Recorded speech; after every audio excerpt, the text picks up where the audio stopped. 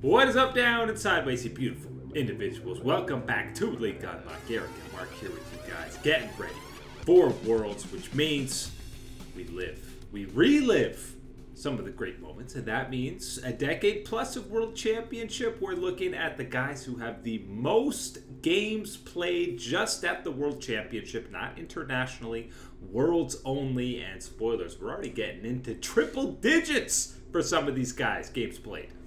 Insane to think that you're at triple digits for some of them, but that just shows the consistency, the success of these players to be able to be at this Worlds event, to go the distance so many times. That's what this is. Some of the most familiar faces in League of Legends, some of the most favorited players in League of Legends make themselves known on this list. Let's dive right into it. And there's also some guys that have some ties, and that's where we start. Number 10 on this list. It is both Ruler and Xiaohu sitting there with 64 games played. Obviously, very different paths to get there. Ruler is a world champion, and has, for the most part, him and Gen G been incredibly consistent. Just that one 2018 that was the forgettable 1-5, not making it out of groups. And you know what? I always think to myself, what type of paradox timeline it would be if we ended up getting in 2017 that finals where it was RNG going through in Game 5 against T1 and getting that finals against Ruler and Samsung Galaxy. Two fantastic players. Of course, Ruler dominating literally the last year and a half, pretty much operating at the best, if not the top level of players that you can look at in League of Legends. And then Xiaohu, one of the most consistent star players in the LPL's history. He's moved on from RNG, and he's still providing these thrilling leading plays for Weibo Gaming. And still, the similarities between these two. All games, even though they're on different rosters now, we're with one organization. Samsung Gen G for Ruler, and then RNG, it's different iterations for Xiaohu. So loyalty and longevity for both of these squads. 9 on the list is a pair we're actually putting together because they've played every single game at Worlds together. SHOWMAKER and Canyon have pretty much become synonymous with one another. The Damn One duo. We did start out with the Damn One trio with Nuguri up there as well, but now it is very much that Damn One D+ now Kia duo rolling through in that jungle mid lane. SHOWMAKER, Canyon picking up a world championship extremely early in their career, and to be so, young still at this point, and to have racked up this many Worlds games, the experience is just piling up for these guys. It's only a matter of time before both of them become repeat champions. Yeah, far and away the shortest careers out of everyone on this list, because these guys haven't missed Worlds since they've been pro players. They have qualified every single year, which, yeah, is why the games played have racked up, and a lot of them are wins when they've been to 2 finals already, and they're still, Canyon's 22. And they were so close to that second championship that last time they were in these finals. This is certainly going to be a different year, probably, for T+ Kia when you're looking at what they've got ahead of them.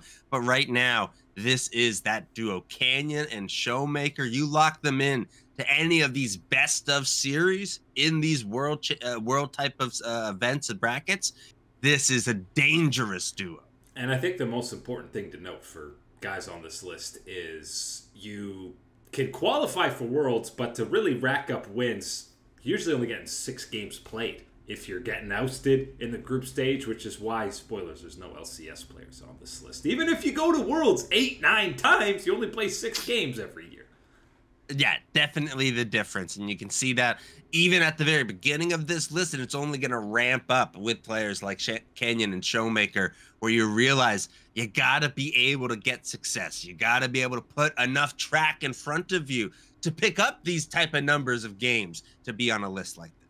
Number 8 on here, a guy who's been retired, unretired, but played all his Worlds games with one squad, played alongside Xiaohu. It's Mr. Uzi. Obviously, he has more games than Xiaohu because you look at back-to-back finals runs in 2013 and 2014. I know, a long time ago. But despite not being at Worlds for 3+ years, Uzi is still on this list.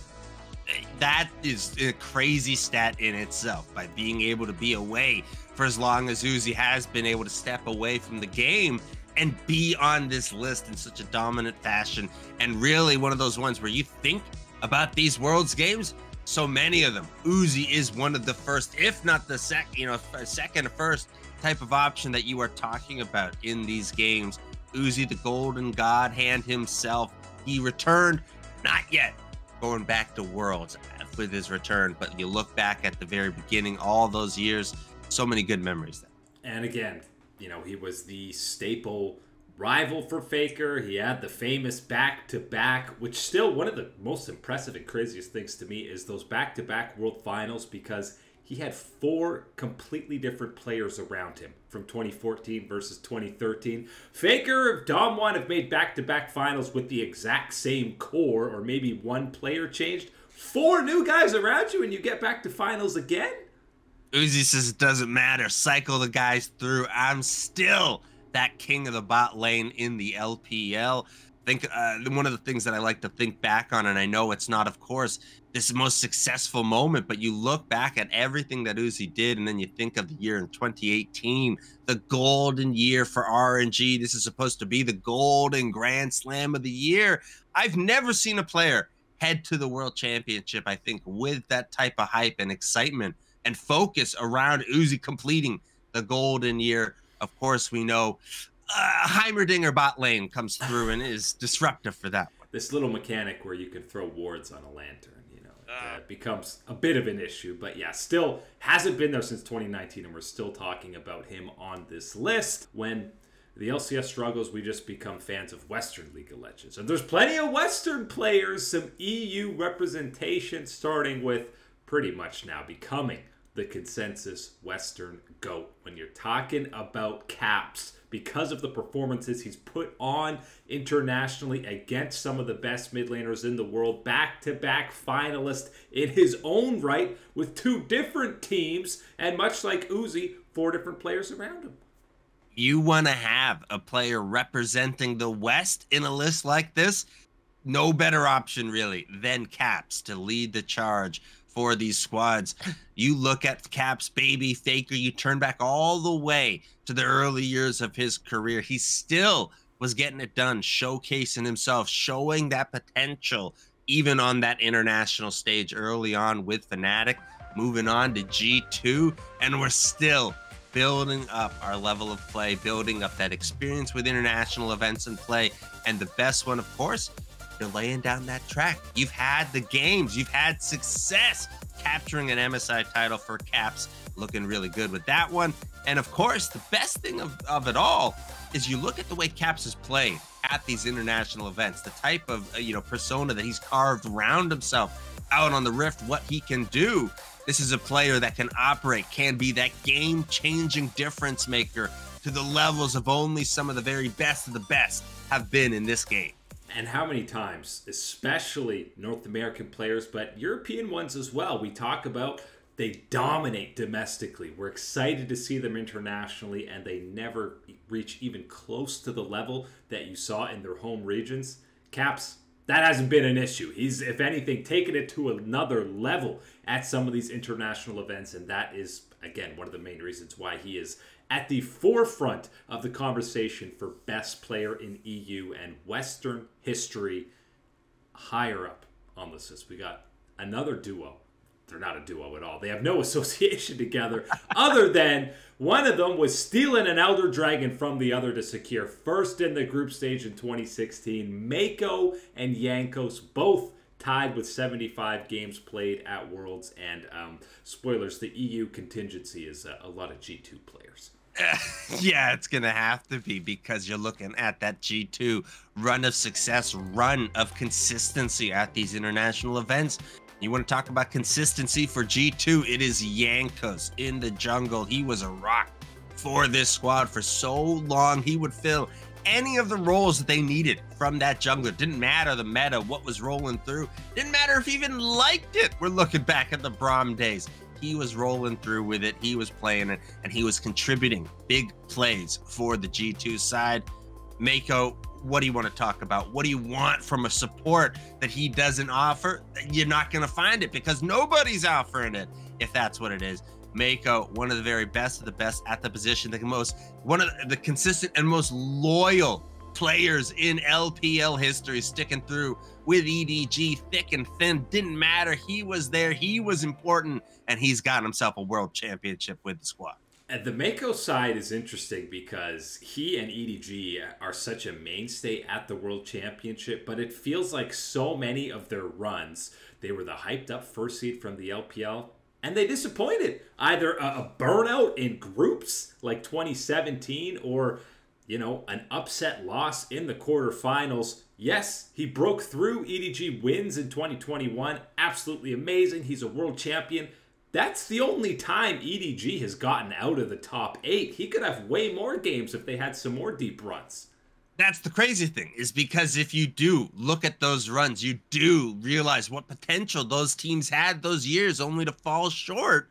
You realize that this is a player that would skyrocket up this list with the amount of games they would pick up. An extra series here or there, an extra couple series, given the potential that we had seen from some of those EDG squads. Yes, Mako, you can look at it two ways. You can see that unfilled potential and realize that he is someone that should be at the very tippity top of this list. Unfortunately, not quite there, but still rolling on through with the championship. And I think a lot of people will take that one as a pretty big check mark in his category. And another quick shout out for Yanko. So obviously he has more games than Caps. A lot of that is because of that 2016 H2K run. So often we just lump him in because he's there with the G2 Dynasty where they racked up all these international wins. But H2K, he was the focal point of that squad alongside Forgiven. Remember when he used to play? Yeah. But he has had incredible international success start to finish for his career.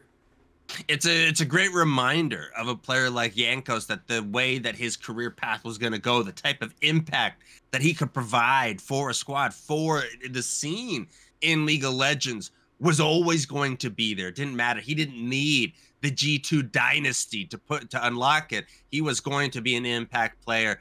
Gets on that run with G2, I think helps obviously bump up these numbers. But Jankos, one of the very best of the best, blessed to have him as a representative from the West.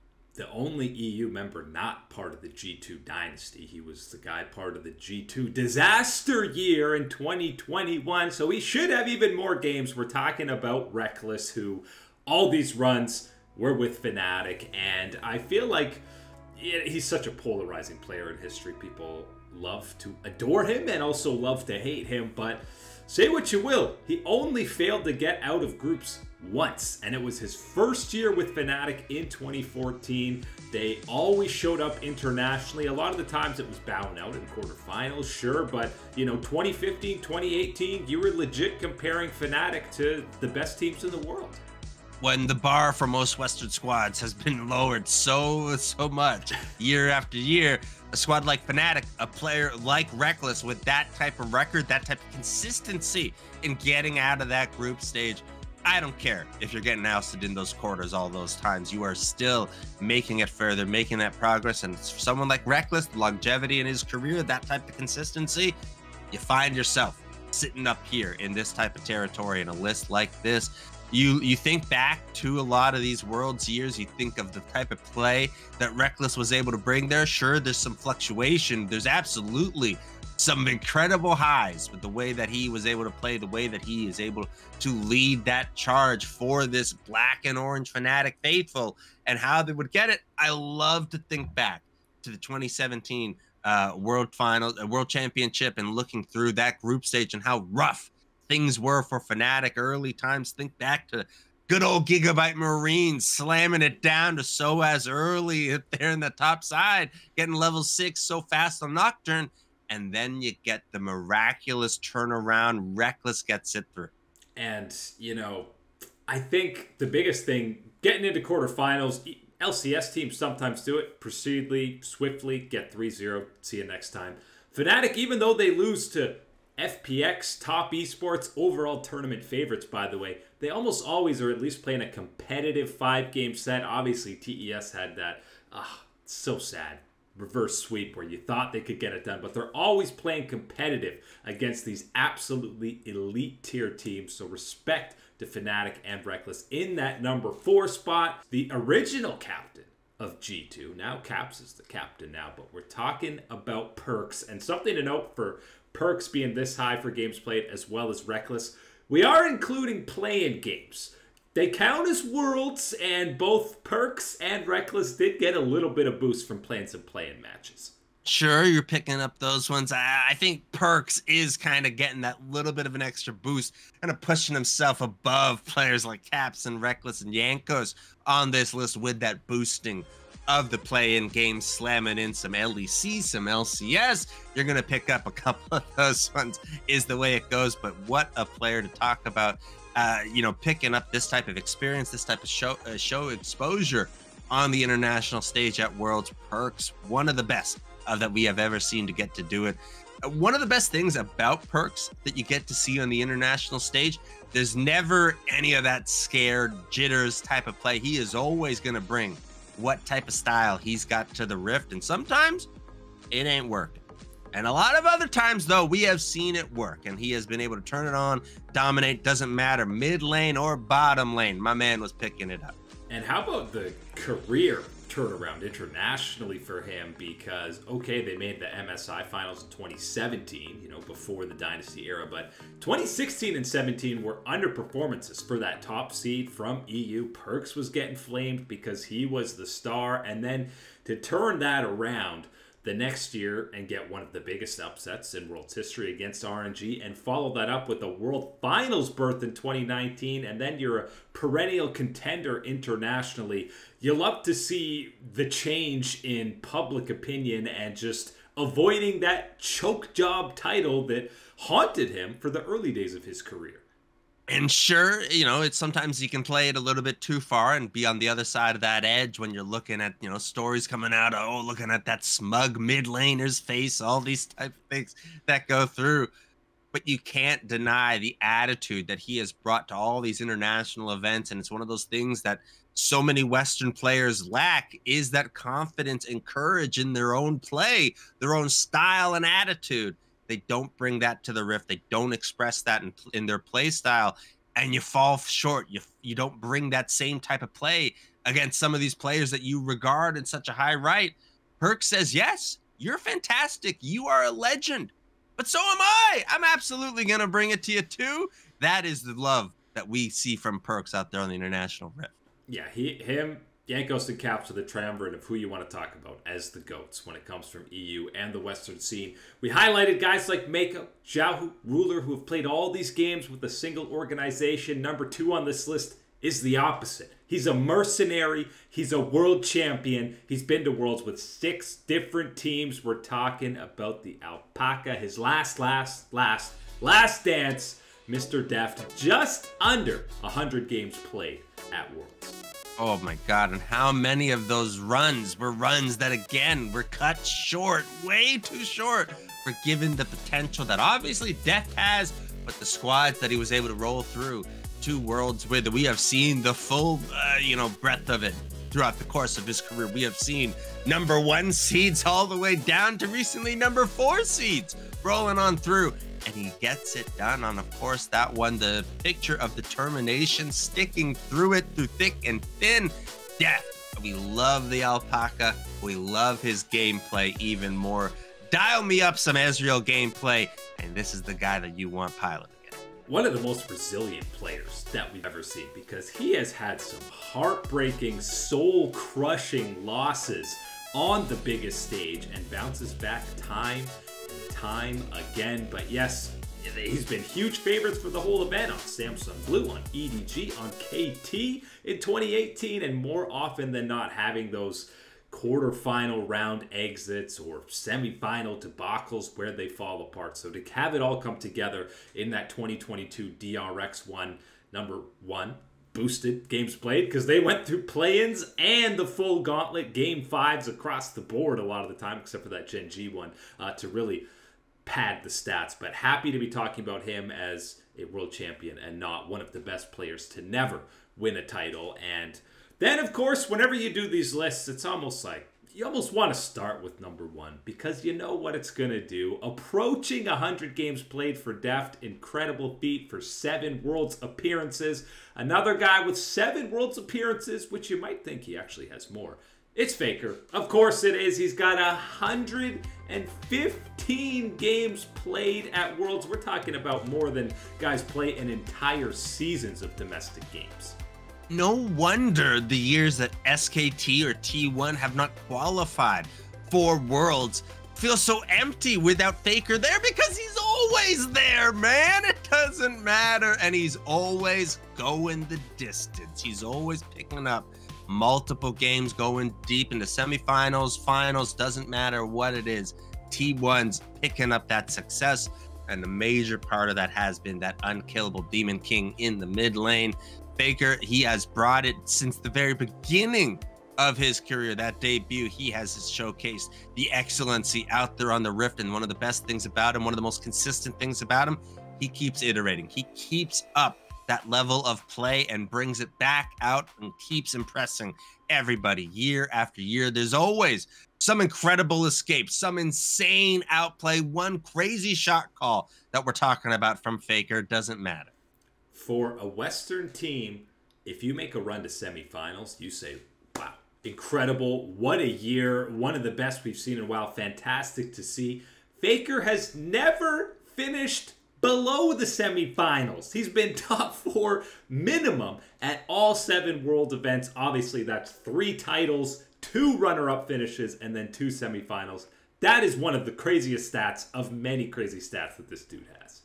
Unbelievable stuff coming through from Faker. There's so many iconic moments that this player has been able to deliver, so many clutch moments on these stage. In the most dire of moments, Faker has been able to be there for T1, leading the charge.